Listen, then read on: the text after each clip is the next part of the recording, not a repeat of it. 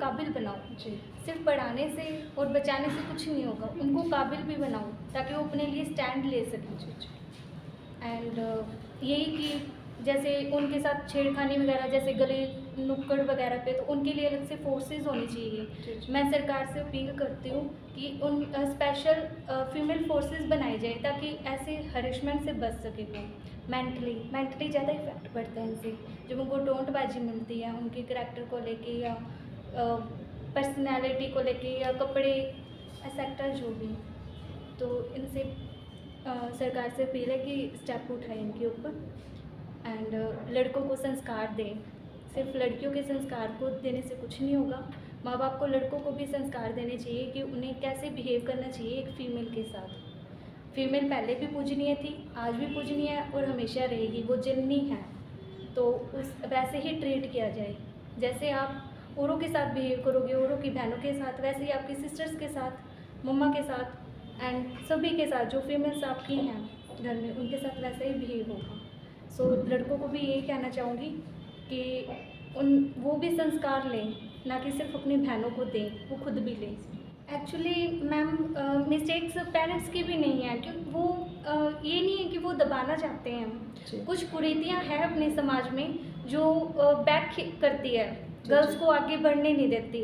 जैसे उनकी सेफ्टी को लेके पेरेंट्स ज़्यादा वो रहते हैं, वो उनको बाहर इसलिए नहीं जाने देते कि उन्हें डर रहता है कि हमारी बेटी के साथ कुछ गलत ना हो जाए। तो मेन मुद्दा यही है कि सरकार से फिर यही कहना चाहूँगी कि मतलब स्पेशल उन्हें सेफ्टी दी जाए और लड़कियों को भी स्टैंड ऑनलाइन जैसे सिर्फ फेसबुक और व्हाट्सएप चलाने से कुछ नहीं होगा, उनको सब कुछ आना चाहिए अपनी सेफ्टी के लिए। जैसे सरकार ने बहुत ज़्यादा योजनाएं लॉन्च कर रखी है, वेबसाइट्स बना रखी हैं, एप्लीकेशंस बना रखी है, तो उनका यूज़ आना चाहिए, उन्हें नंबर्स पता होना चाहिए, अपनी हेल्पलाइन नंबर पता होना चाहिए, उन्हें ये ज्ञान होना चाहिए इन सब चीज़ों का। पेरेंट्स बस उनको डरते हैं, बाहर जाने से उनकी सेफ्टी के लिए रोकते हैं, ना कि वो कुछ और करना चाहिए। स्टैंड तब ले पाएंगे जो वो काबिल होंगी, उन्हें नॉलेज होएगी, नॉलेज के बेस पर ही आप बोल सकते हैं, ठीक है। तो काबिल होना ज़रूरी है first of all, and then फिर उनको अपने लिए बुलंद आवाज़ करने की भी ज़रूरी है। अगर उनके साथ घर पे मार पिटाई होती है तो उन्हें किसी बात का डर नहीं होना चाहिए कि घर में पेरेंट्स की इज्जत उछलेगी या हमारा नाम खराब होगा या समथिंग, कुछ भी ऐसा नहीं होना चाहिए। जो गलत है वो गलत है, जो सही है वो सही है, तो उनको वैसे ही रहना चाहिए। मैं ये बोलना चाहूँगी कि अगर आप बाहर नहीं जाओगे तो आपको इस दुनिया का पता नहीं लगेगा, यहाँ पे कैसे रहना है, किस तरीके से यहाँ की जो कुरीतियाँ हैं या फिर यहाँ के जो भी गलत चीज़ें उनको कैसे हैंडल करना है। अगर आप बाहर नहीं जाओगे तो आपको हैंडल करना नहीं आएगा, उस चीज़ों को फेस करना नहीं आएगा। जब आप किसी चीज़ से जितना डरेंगे वो चीज़ हमें उतना ही ज़्यादा डराएगी। अगर हम छुप के रहेंगे, हमारे चारों तरफ एक इन्वायरमेंट बना के रखेंगे, सेफ इन्वायरमेंट बना के रखेंगे, तो हम उस चीज़ को कभी भी अपनी लाइफ में टैकल नहीं कर पाएंगे, ठीक है। तो लड़कियों के लिए यही सही होगा कि वो बाहर निकले, बाहर जाए, लोगों को देखे, उनको समझे, क्योंकि जितना वो लोगों से मिलेगी उनकी समझ उतनी ही ज़्यादा बढ़ेगी। तो माँ बाप के लिए भी ज़रूरी है कि वो अपनी बेटियों को घर के अंदर बंद ना रखें, उनको बाहर जाने दें, उनको लोगों से मिलने दें, उनको लोगों को समझ करने दें, और वो खुद ही इन चीज़ों को होने की मैं यही बोलूँगी सरकार से कि है ना, वो एक स्पेशल टीम बनाए, ठीक है। अगर लड़कियों से रिलेटेड उनको कोई भी क्राइम का पता लगता है, तो हमने बहुत से ऐसे केसेस देखे जहाँ पे लड़कियों के साथ क्राइम होते हैं, बट सरकार क्या करती है, उस चीज़ को हैंडल करने में, उनको पनिशमेंट देने में बहुत ज़्यादा टाइम लगा देती है। हमने ऐसे बहुत से केस देखे जहाँ पे दोषियों को छोड़ भी दिया जाता है। तो सरकार को ये चीज़ नहीं करनी चाहिए, जितने सख्त हो उसके उतने ज़्यादा सख्त कानून बनाने चाहिए। मेरी यही विचार है कि जैसे आजकल बाल विवाह वगैरह हो रहे हैं, तो ये मतलब नहीं होने चाहिए, क्योंकि लड़कियों की कम एज में शादी कर दी जाती है, उनको अभी इतनी समझ नहीं होती कि उन्हें आगे कैसे मतलब रहना है, करना है।